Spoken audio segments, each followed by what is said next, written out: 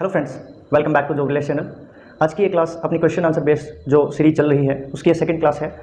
आप इन क्वेश्चंस को लगा सकते हैं और अलग अलग सब्जेक्ट्स के अलग अलग क्वेश्चंस रहेंगे इस सीरीज़ के अंदर, और आपका जो भी सब्जेक्ट कमज़ोर है आप उसको एनालाइज कर सकते हैं और उसका रिवीजन करके आप दोबारा से इन क्लासेस को देख सकते हैं। आप इन क्लासेस को एज अ टेस्ट ले सकते हैं, क्योंकि इन क्लासेस के अंदर आपको हर रोज़ 30 क्वेश्चंस प्रोवाइड करवाए जाएंगे और इनके कुछ ऑप्शंस ऐसे होते हैं जिनको भी एक्सप्लेन करते हैं हम, अगर उनको एक्सप्लेन करते हैं तो आपके 40 to 50 क्वेश्चंस आराम से बन जाते हैं। सो अगर पेपर पे देखें तो ये 30 क्वेश्चंस हैं, बट लगभग आपके 30 से 40 क्वेश्चन आराम से बन जाते हैं। तो चलिए without wasting your time let's start our class. So जो आज की क्लास का जो पहला क्वेश्चन है वो ये है कि नीलगिरी के जो पर्वत हैं, नीलगिरी पर्वत इनमें से किस राज्य में नहीं है, किस राज्य में नहीं है। आपके ऑप्शंस हैं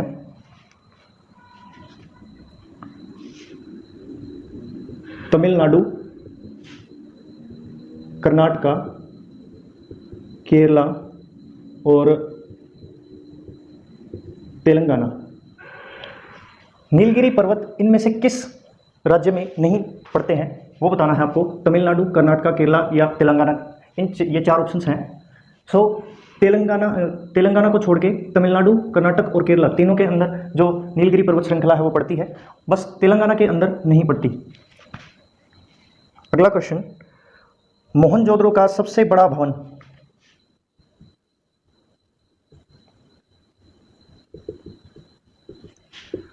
मोहनजोदड़ो का सबसे बड़ा भवन कौन सा है। ऑप्शंस हैं स्नानागार, सेकंड है अन्नागार जिसे ग्रीनरी बोलते हैं,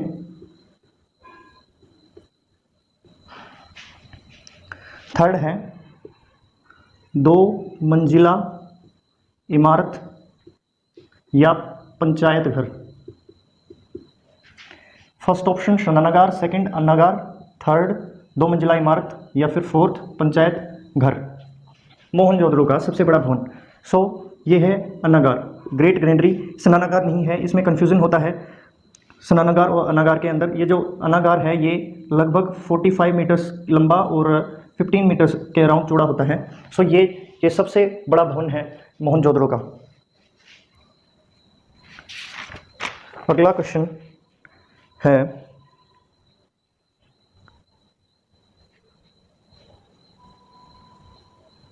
भारत के सबसे पुराने पहाड़ कौन से हैं।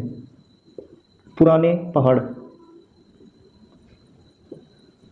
सबसे पुराने पहाड़ कौन से हैं। ऑप्शंस हैं सतपुड़ा, सेकंड ये ले लीजिए नीलगिरी, थर्ड है अरावली या फोर्थ है हिमालय। सतपुड़ा, नीलगिरी, अरावली या हिमालय, सबसे पुराने पहाड़ कौन से हैं। सो जो अरावली है ये सबसे पुराने पहाड़ों की श्रेणी है जो भारत में पाई जाती है। अगला क्वेश्चन है गुवाहाटी किस नदी के किनारे बसा एक शहर है। आपके ऑप्शंस हैं हुगली, गंगा, जमुना या ब्रह्मपुत्र।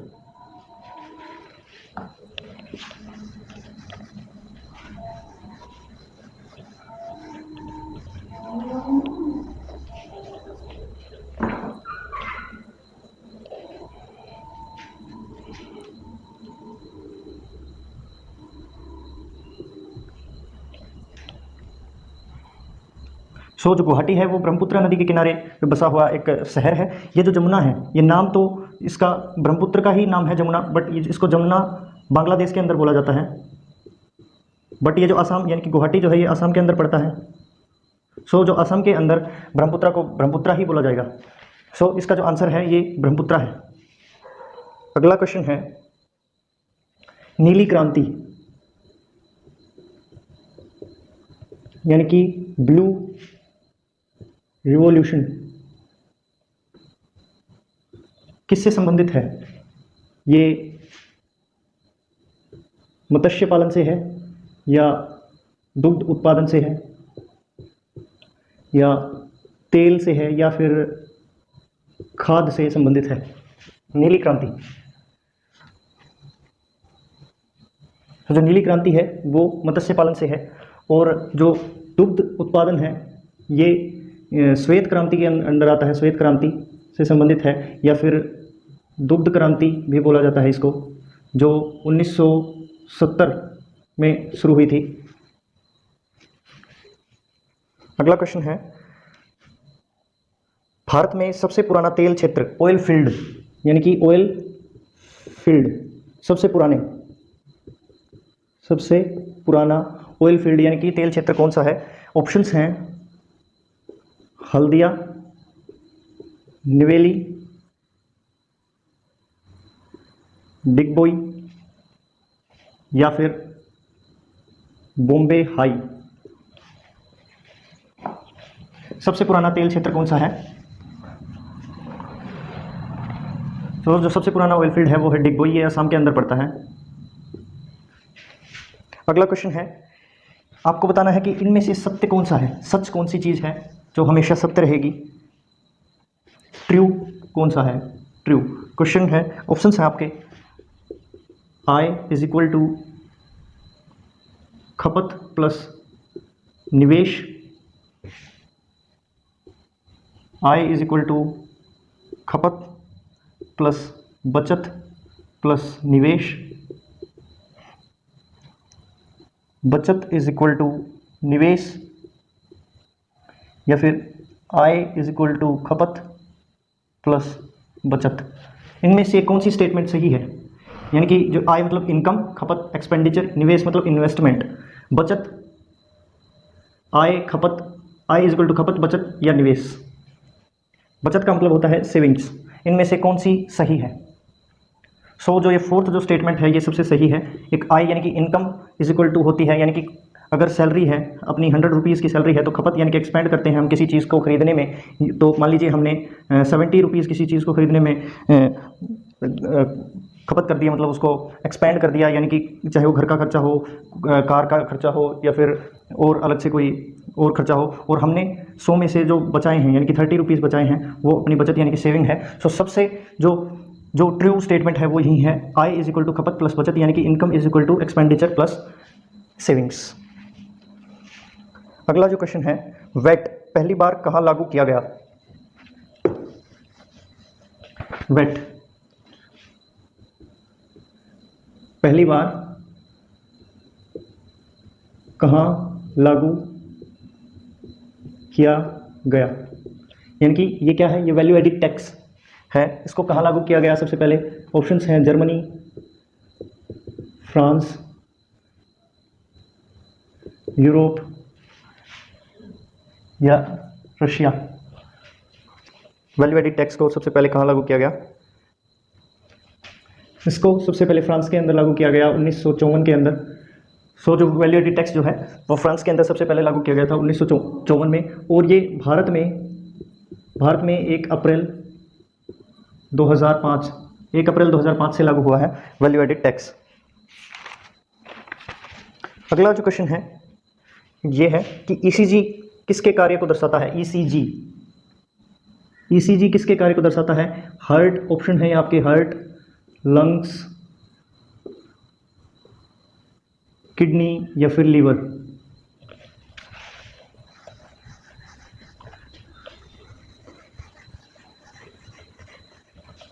ईसीजी जो है वो किसके कार्य को दर्शाता है? ये हार्ट के कार्य को दर्शाता है। और एक क्वेश्चन और बनता है कि इसकी फुल फॉर्म क्या है? ईसीजी की फुल फॉर्म क्या है? सो जो ईसीजी की फुल फॉर्म है वो है ये इलेक्ट्रो कार्डियोग्राफ। ये एक पेपर के ऊपर जो हार्ट की जितनी जो धड़कनें होती हैं उसको एक स्केल के रूप में ऐसे ऐसे ऐसे करके रिकॉर्ड करता है, इसको ईसीजी बोलते हैं। इससे हम मतलब हार्ट से रिलेटेड जितनी भी जो समस्याएं हैं, जो जितनी भी बीमारियां हैं, उनको आराम से समझ सकते हैं। अगला क्वेश्चन है, एलियम शेपा किसका साइंटिफिक नेम है? एलियम शेपा किसका साइंटिफिक नेम है? आपके जो ऑप्शंस हैं ये हैं गाजर, आलू, प्याज या भिंडी। एलियम शेपा किसका साइंटिफिक नेम है? ये प्याज का साइंटिफिक नेम है allium सेपा।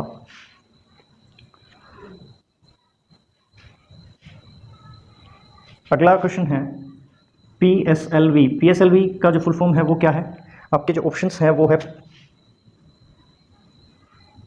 Proper satellite launching vehicle, Polish satellite launching vehicle, perfect satellite launching vehicle या फिर पोलर सैटेलाइट लॉन्च व्हीकल। सो जो PSLV है उसका फुल फॉर्म है पोलर सैटेलाइट लॉन्च व्हीकल। ऐसे ही GSLV का भी पूछ लेते हैं, GSLV। सो जो इसकी जो फुल फॉर्म है geosynchronous satellite launching vehicle. Geosynchronous satellite launching vehicle is the full form of GSLV। एक क्वेश्चन है, आपको बताना है कि इनमें से अलग कौन सा है, इनमें से अलग कौन सा है ये बताना है आपको। आपके ऑप्शंस हैं लाइनेक्स, विंडो 98, विंडो 7 या फिर C++। इनमें से अलग कौन सा है?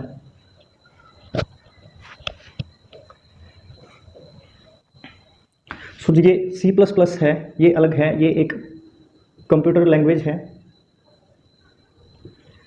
और ये तीनों जो हैं लाइनेक्स, विंडो 98 और विंडो 7 ये ऑपरेटिंग सिस्टम है कंप्यूटर के।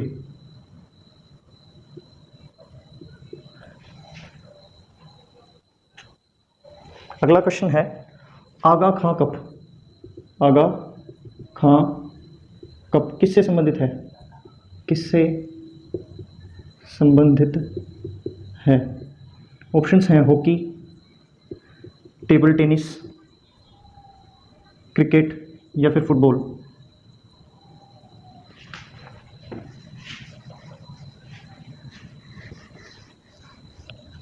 जो आगा खां कप है वो हॉकी से संबंधित है।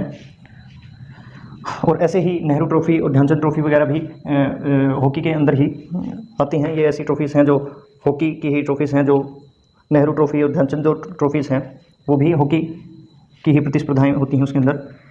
दुनिया के किसी भी देश की पहली महिला प्रधानमंत्री कौन है? First prime minister of any country. Options हैं आपके इंदिरा गांधी जी, सेकंड हैं शिमोआ भंडार नायके, थर्ड हैं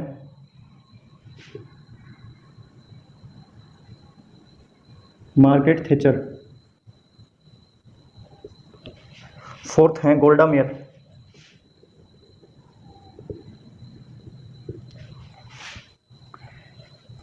first prime minister of any country, किसी भी देश की जो प्रथम महिला, ये महिला प्रधानमंत्री कौन है?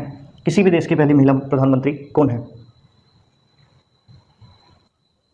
सो ये हैं शिमोआ भंडार नायके जो 1960 के अंदर बनी थी, किसकी? श्रीलंका की, शिमोआ भंडार नायके। और मार्गरेट थैचर ये यूनाइटेड किंगडम की बनी थी 1979 के अंदर। और गोल्डा मेयर ये इजराइल की बनी थी 1969 के अंदर। और Indira Gandhi as you know 1966 के अंदर इंडिया की प्रधानमंत्री बनी थी। अगला क्वेश्चन है भारतीय कॉफ़ी अनुसंधान संस्थान। भारतीय कॉफ़ी अनुसंधान संस्थान कहाँ है? आपके जो ऑप्शंस हैं वो ये हैं जयपुर, चिकमंगलुरु,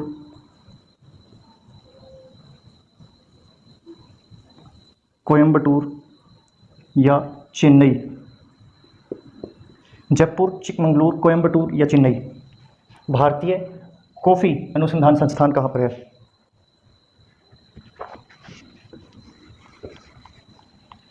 इसका राइट आंसर है चिकमंगलुरु। ये कर्नाटक के अंदर पड़ता है चिकमंगलुरु, जहाँ पर भारतीय कॉफ़ी अनुसंधान संस्थान है। एक क्वेश्चन है मियाँ की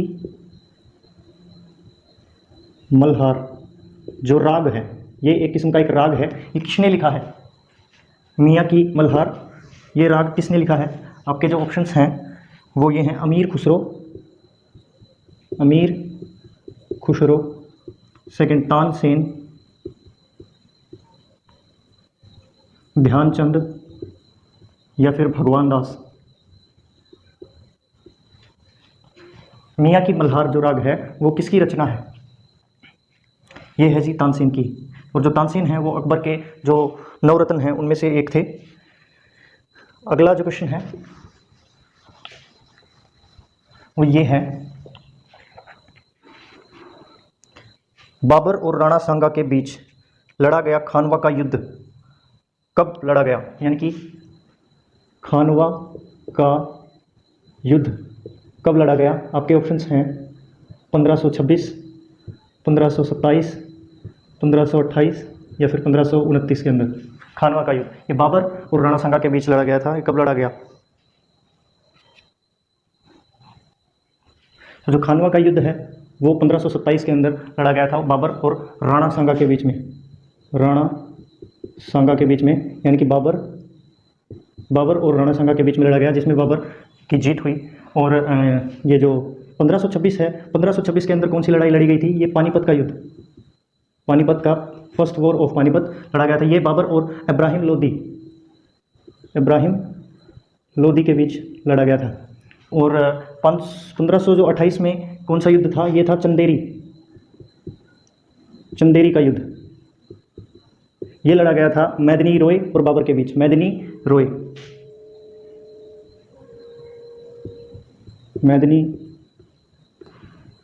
के और बाबर के बीच लड़ा गया था। और ये 1529 में लड़ा गया था घाघरा का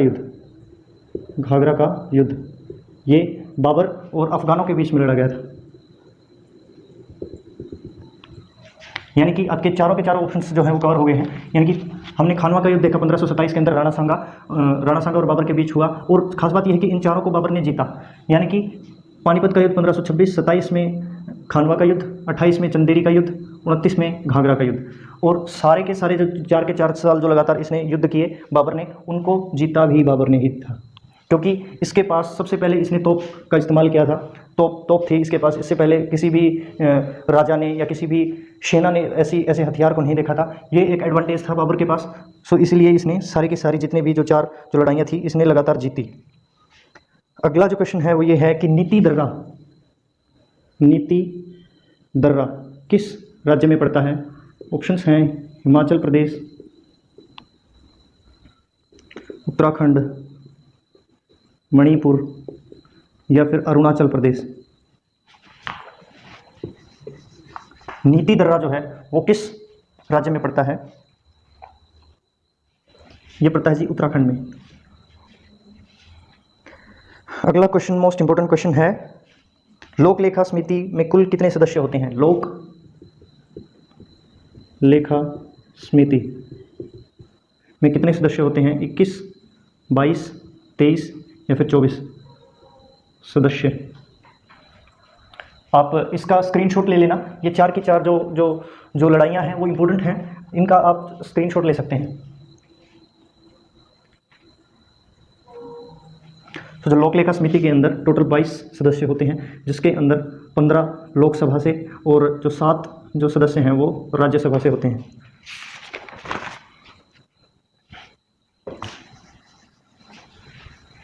अगला क्वेश्चन है ये है कि भारत का नेशनल सॉन्ग कौन सा है? इनमें से what is the national song of India? Options हैं जन गण मन, वंदे मातरम, सारे जहां से अच्छा,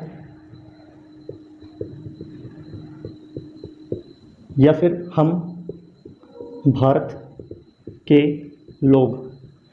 आपके 4 ऑप्शंस हैं कि ये जो गीत हैं इनमें से कौन सा अपना जो इंडिया का नेशनल सॉन्ग है। Very easy question.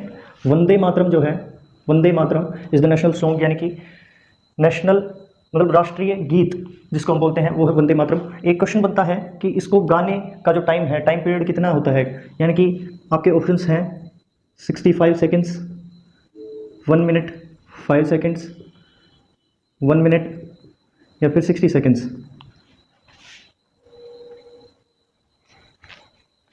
इसके ये दोनों ही ऑप्शन सही हैं, यानी कि 65 सेकंड का मतलब भी 1 मिनट 5 सेकंड ही होता है, तो ये इन दोनों में से कोई भी एक ऑप्शन में आपको मिल सकता है, इसलिए मैंने ये दोनों ऑप्शन डाले हैं इसके अंदर। सो जो आपका जो टाइम पीरियड है जो नेशनल सॉन्ग को कंप्लीट करने का वो है 1 मिनट और 5 सेकंड। इसको जो बंकिम चंद्र चटर्जी जो थे उनकी का जो उपन्यास है आनंदवट उससे लिया गया है, और इसको 26 जनवरी 1950 को भारत का नेशनल सॉन्ग घोषित कर दिया गया था, वंदे मातरम को।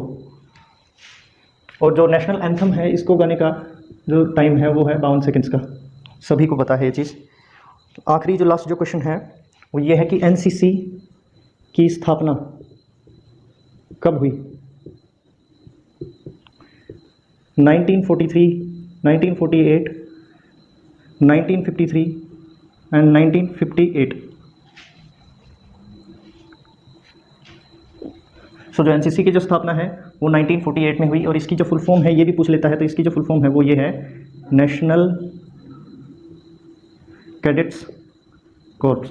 National cadet corpse is the full form of NCC, और इसकी जो स्थापना है वो 1948 को हुई थी। सो ये कुछ इंपॉर्टेंट क्वेश्चंस थे, आई होप कि आपको आते होंगे, बट अगर आपको इनमें से कोई भी क्वेश्चन नहीं आता है तो आप इसको प्रिपेयर कीजिए। जिस भी सब्जेक्ट में आप अपने आप को वीक मानते हैं, यानी कि आप अगर मान लीजिए 2 या 3 जो क्लासेस के अंदर एक ही सब्जेक्ट से अलग अलग क्वेश्चंस को आप अगर गलत कर रहे हैं तो इसका मतलब ये है कि आपका वो सब्जेक्ट काफ़ी कमज़ोर है, आपको इसका रिवीजन करना बहुत ज़रूरी है। सो मिलते हैं अगली क्लास में, तब तक के लिए जय हिंद।